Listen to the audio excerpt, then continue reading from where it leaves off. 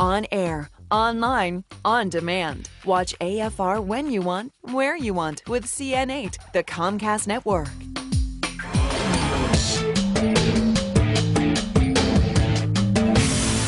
Janet Zapala in for Art Fennell. Thank you as always for joining us. Well, here's a concept. How would you like to work 4 days a week instead of 5? Actually, most people might prefer that. In fact, some companies are doing it already. It's pretty simple. Basically, you work an extra hour or two over 4 days, and then you take your Fridays off. For the company, it's as productive, and for you, the employee, it can be cost effective, saving time and gas money. You know, we've talked about this before, but now it seems it's becoming more and more popular. In fact, a recent survey by Challenger Gray and Christmas shows more and more employers are condensing the work week in response to those record gas prices. 23% of employers surveyed say they offer employees a 4-day work week right now. And there's more. 20% are organizing carpools among employees. 17% are helping by subsidizing the cost of public transportation. And yet another 14% have offered more opportunities for employees to work from home or telecommute, all in the wake of high gas prices. In all, more than 57% of those surveyed say they are offering some type of program designed to alleviate higher commuting costs. And joining me now is John Challenger. He is the CEO of the consulting firm Challenger Gray and Christmas. Welcome, John. Nice to be here, Janet. So, you know, we've heard a lot about this 4-day work week for a while now, but it seems it is an idea whose time has come. I do think we're getting close to the tipping point here. The gas crisis certainly is the catalyst. More and more employees, workers, are going to their bosses saying, can you help me? You know, it's very difficult, very expensive to travel across town or downtown. I just can't afford to do it anymore. So it really is all because of the high gas prices.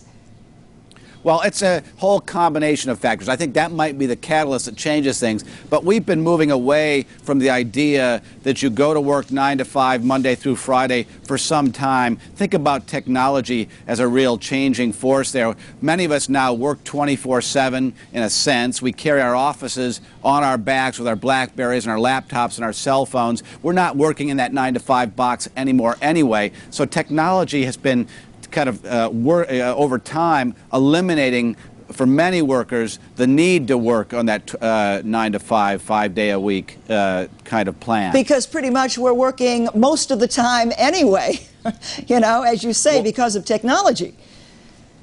Well, that's right. And then another big change is globalization. So as more and more workers work at international companies or have suppliers and customers around the globe, we're also seeing a change towards a 24/7 kind of environment. If you have customers in Asia or Europe, those are on totally different time, 8-hour kind of times anyway. So you're often up at night. You're up on the weekends. You're working with those customers. You're traveling. And so the idea that started in the early part of the 20th century, that you come in at these times to this same place, is really being shifted out from underneath us. Yeah, it's a global world, certainly, when it comes to business. So you've done these surveys. Would you say then that 4/10s versus 5/8s can be just as productive?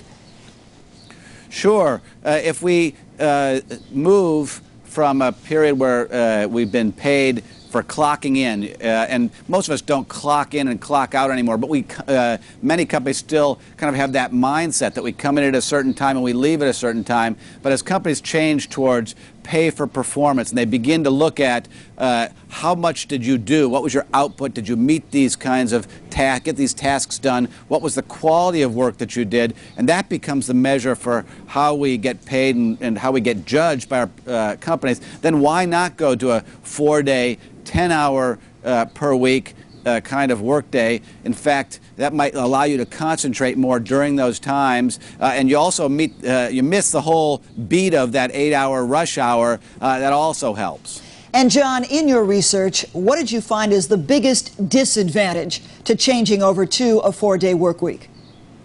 Well, there are many jobs where that's hard to do. You need to be there, in-person jobs. If you're in healthcare, for example, you might need to be there with your patient. So there are a lot of jobs still that are going to require people to be on site at certain times. A lot of companies, there's a lot of workers, say the media or say data processing centers or say government, police, fire, who have to be there throughout the 7 days a week. So there's a lot of jobs that are going to require different kinds of work weeks. What about schools? Do you think they'll do it?